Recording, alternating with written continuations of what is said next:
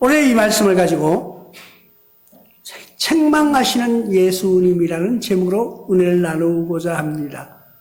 부활절 예배인데 부활의 감사 예배를 드려야 되는데 책망하는 예수님의 모습을 우리가 기억하고자 하는 것은 왜 하필 오늘 그렇게 책망하시는 예수님일까 하는 의구심을 가질 수도 있을 거예요. 그런데 부활 직후에 일어나신 예수님의 모습을 우리가 보고 있는 거예요. 지금 여러분들이 한번 그림으로 그려보시길 바랍니다. 예수님이 계속 우리 제자들과 함께 다니시면서 역사하셨어요. 사역을 하셨어요. 그리고 병든 자를 고치시기도 하시고 죽은 자를 살리시기도 하셨고 그러면서 많은 기적과 이적을 보여주시면서 내가 다시 오겠다고 제자들에게 말씀하신 거예요. 그게 3일 전 이야기예요. 3일 전. 근데 막상 3일이 지나 와봤어요. 예수님이 오셨는데 이 제자들이 우리 예수님 오실 거야 이렇게 기다리는 것이 아니라 아무도 자기 생각을 하고 살아가는 모습이에요. 그걸 한번 여러분들이 영화처럼 이렇게 상상하면서 그려보시기 바랍니다. 머릿속으로. 그러면은 말씀 듣는데 이 조금 새로워지는 모습을 볼 수 있을 것입니다. 예수님은 세상에 계실 때도 제자들을 여러 번 책망하시는 모습들이 나오기도 합니다. 베드로를 향하여서도 마가복음 8장 33절을 통해서 예수께서 돌이키사 제자를 보시며 베드로를 꾸짖어 이르시되 사탄아 내 뒤로 물러가라 내가 하나님이라 생각하지 아니하고 도리어 사람의 일을 생각하는도다 하시고 예수님의 가장 귀한 수제자예요. 근데 그 제자를 보고 책망하는 거예요. 책망하시면서 네가 하나님의 일을 생각하지 아니하고 오직 인간의 일만 생각한다고. 예수님은 지금 십자가에 못 박히실 것을 예고하시고 그 작업을 하고 계시는데 베드로가 그 예수님을 향하여서 초막 셋을 짓되 말도 안 되는 엉뚱한 소리. 자신이 인간적으로 초막을 세서 집을 세 채 짓겠다는 거예요. 집을 세 채 짓겠다 이 말이거든요. 그러니까 예수님이 그것을 보시니까 너무 답답하신 거예요. 그래서 막 책망하는 모습이 여기에 나옵니다. 그리고 또 귀신을 쫓아내지 못하는 자들을 향하여서도 제자들을 향해서 책망하는 모습이 나옵니다. 누가복음 24장 25절에 이렇게 말씀하고 있습니다. 이르시되 미련하고 선지자들이 말한 모든 것을 마음에 더디 믿는 자들이요. 그러니까 믿지 않는다는 거예요. 우리가 신앙생활 하면서도 선지자들이 여기에서는 선지자라고 했습니다. 지금 이 세상에서는 말을 전해 듣는 사람이 누구예요? 목사를 통해서 말을 듣는데 그 말을 믿지 못하는 거예요. 믿지 못하는 거예요. 정말 이 세상을 보면은요, 아무리 말씀을 외쳐도, 아무리 그 말씀을 부르짖어도 듣는 척만 하고 있는 거예요. 듣는 척만 하고. 말을 듣고 그 일을 행하지를 않는다는 거예요. 그러니까 머리로는 알아요. 머리로는 생각해요. 그런데 행동이 없다는 거예요. 우리가 뭔가를 배웠으면은 그 배운 일을 해야 되는데 배운 거는 배운 거고 하는 거는 내가 하는 거예요. 그거는 지식으로 알아듣는 거고 나의 신앙은 내가 지킨다. 그러면서 자꾸만 내가 나를 내세우는 모습들을 봅니다. 근데 예수님 또 재밌는 게 뭔지 알아요? 제자들을 또 향해서 꾸짖는 대목이 여러 가지가 있는데 먹는 것에만 집착하는 제자를 통해서 책망하시는 모습을 봅니다. 요한복음 6장 26절을 통해서 이렇게 말씀하십니다. 예수께서 대답하여 이르시되 내가 진실로 진실로 너희에게 이르노니 너희가 나를 찾는 것은 표적을 본 까닭이 아니요 떡을 먹고 배부른 까닭이다. 딱 우리 현실과 맞지 않습니까? 우리는 지금 신앙생활을 뭘 보고 신앙생활을 하고 있습니까? 예수님의 기적과 예수님의 어떤 능력을, 예수님의 일어날 모든 일을 보고 믿는 것이 아니라 광야에서 배불리 먹었던 것을 기억하고 예수님 앞에 가면 먹을 것이 있구나 착각하지 마세요. 예수님 여러분들이 배부르고 배고픈 거에 대해서 신경 안 쓰신다고 그랬죠. 왜? 예수님은 우리에게 원하시는 것이 뭔 줄 아세요? 나와 여러분들 향하여서 주님께서 원하시는 것이 한 가지 있어요. 그 영혼이 잘 되는 거예요. 영혼이 하나님 뜻에 맞게 살아가는 길을 원하시는 거예요. 예수님은 데리고 다니던 제자들을 향하여서도 이렇게 책망하시는 모습을 보여주시는데 나와 여러분들은 여기에 관계되는 일이 없습니까? 예수님이 지금 오신다면은 나와 여러분들은 책망받을 일이 없을까를 한번 생각해 보시기 바랍니다. 오늘 부활주일이에요. 부활하신 예수님이 우리 이 땅에 오셔서 바로 이 하늘소망교회에 오신다면은 나와 여러분들을 향하여서 책망하실 것이 없을까? 요 세 가지, 간단한 세 가지만 끌어냈는데 안 걸릴까? 나는 이렇게 보니까 이 말씀 가운데서 다 걸리는 것 같아요. 내가 신앙생활 하면서 야, 내가 세상적으로 신앙생활 하고 있구나. 내가 내 생각으로 목회하고 있구나. 내가 내 생각만 가지고 말씀을 전하고 있지 않았는가 하는 두려움이 엄습해오기 시작합니다. 우리는 나와 여러분들의 신앙은요, 세상에 잘 먹고 잘 살려고 하지 마시고 우리 영혼이 정말 하나님 앞에 바로 세워지는가? 예수님이 다시 이 땅에 오실마고 약속했는데 그 제자들도 믿지를 못했다는 것을 우리가 알고 있습니다. 근데 정말 안타까운 것은 우리의 신앙이 어떤 모습으로 변질되어 가느냐. 정말 사람들이요, 지금 예수님 오시면 안 된다고 하는 사람들도 많을 거예요. 누가요? 신앙생활하는 사람들 중에서. 나는 지금 내가 회사 승진이 됐어요. 그러니까 내가 이 영광을 한번 누려보고 내가 한번 내 밑에 있다고 생각하는 부하들을 향해서 큰 소리도 한번 쳐보고 내가 요번에 어떤 집을 좋은 걸 샀는데 가서 한번 살아보고요. 지금 예수님 오시면 안 됩니다고 외치는 사람들도 있을 거예요. 장담하지는 못하지만은 아마도 그런 마음을 품고 있는 사람들이 있다고 생각합니다. 힘들고 괴로운 사람들은 예수님 빨리 오셔서 나를 구원해달라고 기도하는 사람들도 또 있을 거예요. 그런 분도 계시는가 하면은 지금 오시면 안 돼요. 지금 오시면 안 돼요.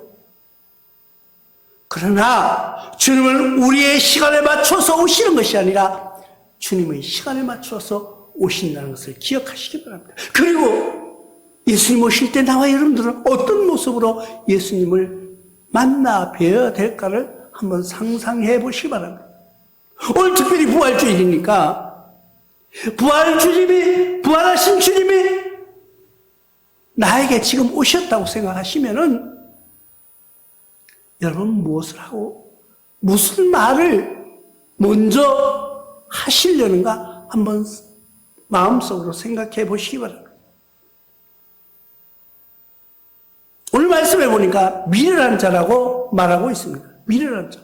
우리 사람을 향하여서, 인간을 향하여서, 제자를 향하여서 미련하다고 하시는 말씀이 있습니다. 마태복음 16장 11절 통하여서 어찌 내 말한 것이 떡에 관함이 아닌 줄 깨닫지 못하느냐. 오직 바리새인과 사두개인들이 누르게 주의하라 하시니. 예수님께서 말씀하시기, 오직 너희가 나에게 나와서 먹고 마시는 것 때문에 나를 믿느냐는 거예요. 먹고 마시려고 나를 찾아오느냐는 거예요. 우리가 교회에서요, 처음에 선교사님들이 오셔가지고 교회에 끌어모으려고 그러니까 와서 보니까 너무 불쌍한 거예요. 우리 민족이요, 못 먹고 못 살고 배우지도 못했고요. 불쌍하니까 자기 나라에서 입던 옷도 가져오고요. 먹을 것도 가져오고요. 교회 가니까 뭘 주는 거야. 교회 가니까 뭐 사탕도 주는 거예요. 솔직히 교회 사탕 얻으러 먹으러 갔다가 평생 발목 잡혀가지고 신앙생활 하는 사람도 있죠. 그때 그 헌 옷 하나 얻어 입고 나 매번 몸에 맞지도 않는 옷 하나 얻어 입다가 신앙생활 한 분도 있다는 것을 우리는 알아야 됩니다. 그런데 그것이 목적이 돼서는 안 되는 거예요. 내가 교회에서 뭘 얻어 먹으려고, 내가 가서 옷 하나 얻으려고 가는 것이 아니라 우리의 신앙이 이제 성장해서 내가 하나님께 무엇을 할까를 한번 생각해보는 여러분들 되시기를 바랍니다. 제가 태국 선교를 가느라고 옛날 얘기예요. 옛날에 태국에 선교를 갔는데 어떤 목사님이 나와서 간증을 하는데 설교를 너무 잘해요. 예배가 끝났어요.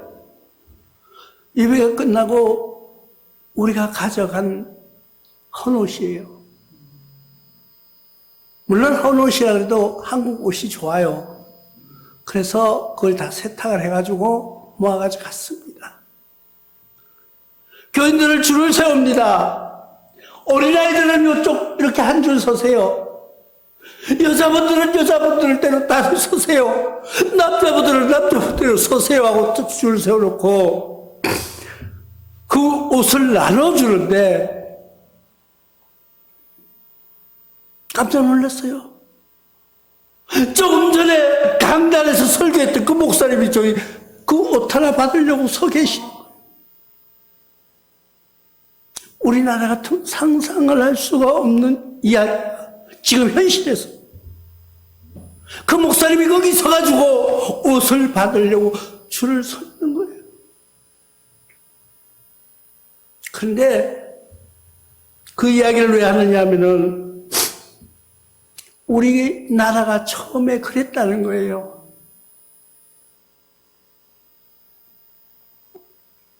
부활하신 주님이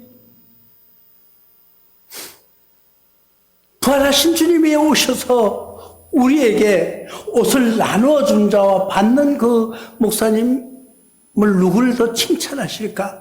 여러분 한번 생각해 보신 적이 있나요? 우리는 교회가 여러분들에게 뭘 해줄 거라고 착각하지 마세요. 내가 신앙생활하면 교회에 와서 뭔가를 이득을 얻기 위해서 내가 교회라는 이름을 빌려서 뭔가를 하려고 하지 마세요. 내가 교회 나와가지고 장로의 직분을 받고 권사의 직분을 받고 집사의 직분을 받아가지고 나가서 내가 선한 척 하려고 하지 마세요.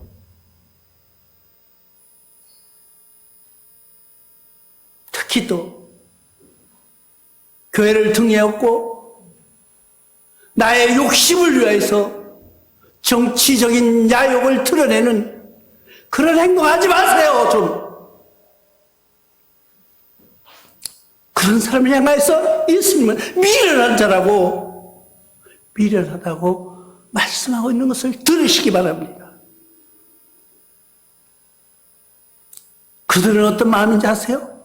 누가복음 24장 25절을 통하여 이르시되 미래라고 선지자에 말한 모든 것을 마음에 더딤 있는 사람이라고 말하고 있습니다. 마음에 더딤 있는 사람. 그들은요, 예수님을 알지 못해요. 요한복음 14장 9절을 통하여서 예수께서 이르시되 빌립아, 내가 이렇게 오래 너희와 함께 있었으니 내가 나를 알지 못하느냐? 나를 본 자는 아버지를 보았거늘 어찌하여 아버지를 보이라 하느냐? 예수님이 제자들과 동행하는데 빌립이 말하는 거예요. 예수님의 제자가 말하는 거예요. 지금 현실에서 믿는 성도들이 예수님을 향해서 말하는 거예요. 예수님, 하나님 어디 계세요? 하나님이 어디 계시냐고 묻고 있는 그 사람을 향해서 예수님이 답답하시니까 나를 보고 너희가 어찌 아버지를 보이라고 말하느냐고 되묻고 있습니다. 나와 여러분들은 미련한 자로 살지 않기를 주님의 이름으로 부탁을 드립니다. 현명하고 순결한 사람으로 승리하는 여러분들이 되시기를 부탁을 드립니다. 근데 그 사람들이 왜 그럴까요? 완고한 마음 때문에 그렇다고 말하고 있습니다. 인간은요, 쉽게 변하지 않아요. 아무리 신앙생활을 해도요, 그 밑바닥에 깔려있는 본 베이스는 그대로 가지고 가더라고요. 선한 척 하는 거지, 선한 밑에는 악이 존재했더라고요. 그 분노가 남에게 드러내지는 않지만은 밑에 깔려있는 것을 우리가 볼 수가 있습니다. 우리는 그 모든 것을 버릴 수 있는 여러분들이 되셔야 됩니다. 지금 이 순간 예수님이 우리 교회에 딱 들어오셔가지고 여러분을 향하여서 묻고 계십니다. 너희는 그 완고한 믿음을 버렸느냐? 그렇게 물으신다면은 여러분들은 뭐라고 답하시겠습니까?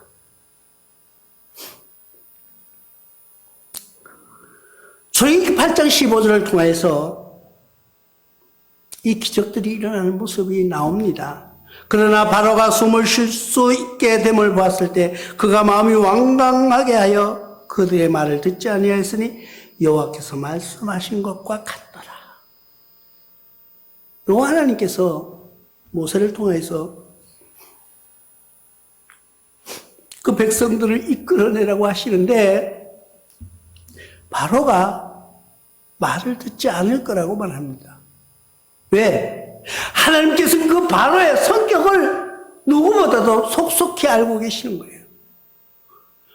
하나님께서 나와 여러분들의 마음속에 있는, 잠재해져 있는 그 악함과 폭력성과 불의함과 음란함과 모든 욕망을 가진 사람, 신명을 다 꿰뚫어 보고 계신다는 거예요.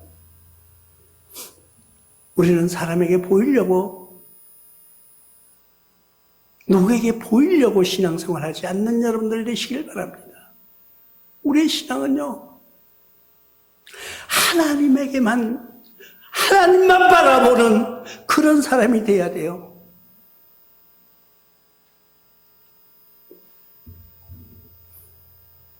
다니엘 5장 20절에도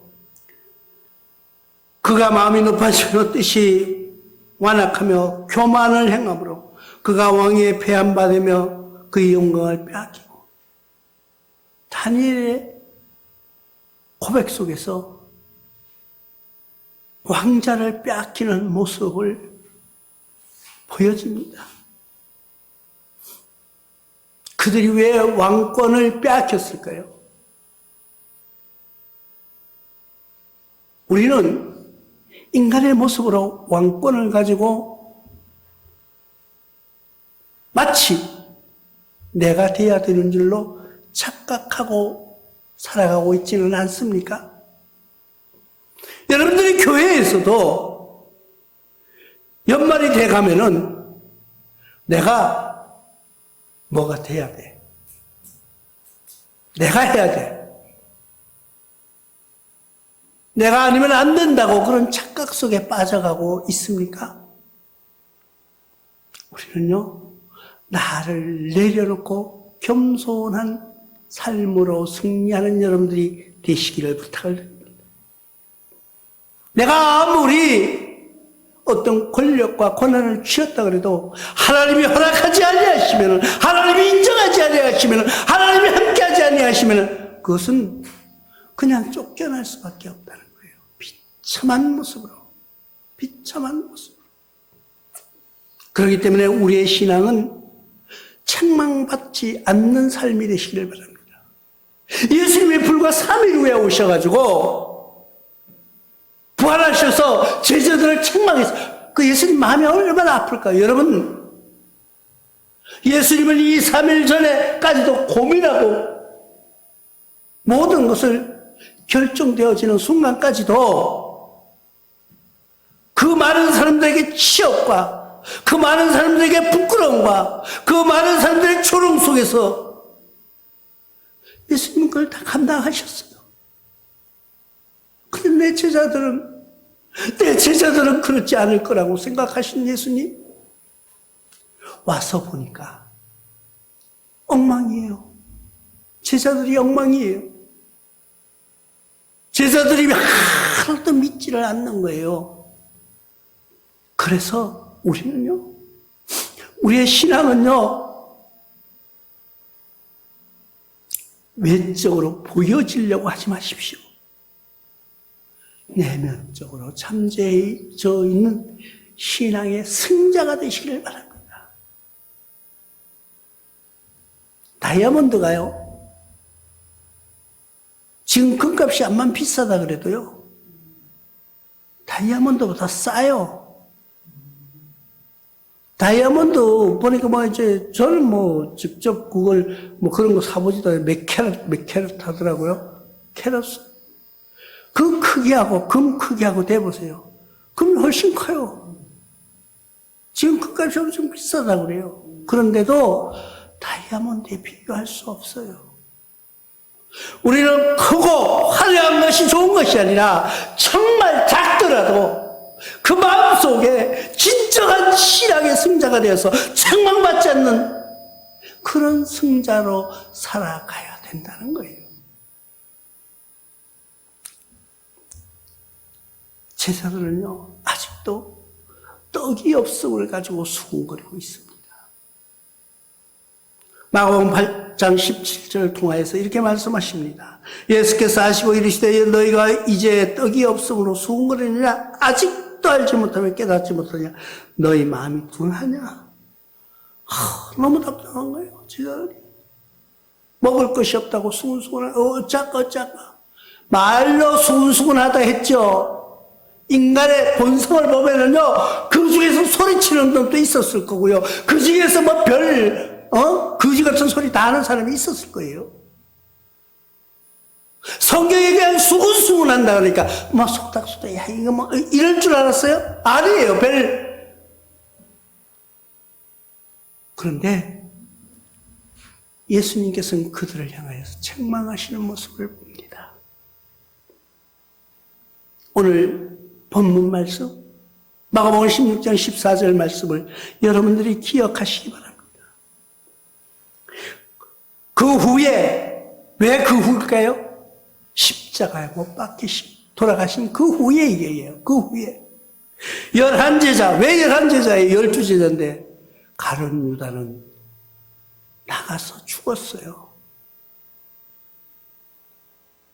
예수님을 죽게 한 죄로 자기는 피밭이라고 하는 곳에 가서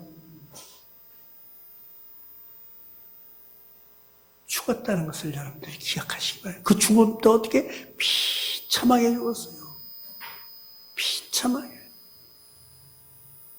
야, 난 그런 성경이 표현을 그렇게 했으니까 창자가 나왔다. 야, 어떻게 너? 그래서 11제자가 음식을 먹을 때 예수께서 그들에게 나타나셨다고 말씀하고 계십니다. 11제자가 그래도 내가 이래 보니까 예수님 떠나 11명이 그래도 도망을 안 가고 아직까지는 이제 모여 있는 거예요, 모여 있는 거예요. 근데 그들이 모여서 이야기하는 걸 예수님이 들으셨어요. 제자들은 이렇게 말했을 것 같습니다. 야, 어떻게 할래? 베드로, 니는 어떻게 할래? 뭐, 그래, 물으니까, 뭐, 할 게 있나, 이제. 예수님도 이제 돌아가셨는데, 뭐, 가가지고 고기나 잡지, 뭐. 아마 그랬을 거예요.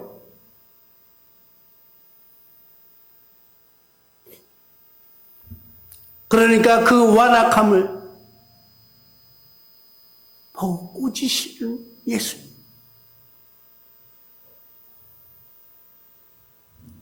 정말 부활의 기쁨 속에서 부활의 승리된 이 순간 나와 여러분들은 예수님이 이 땅에 다시 오셔서 아니면은 내가 여러분들이 주님 앞에 갔을 때 꾸짖음 당하지 않냐고 책망당하지 않는 그런 믿음의 승자로 승리하는 여러분들 되시길 주님의 이름으로 축원합니다.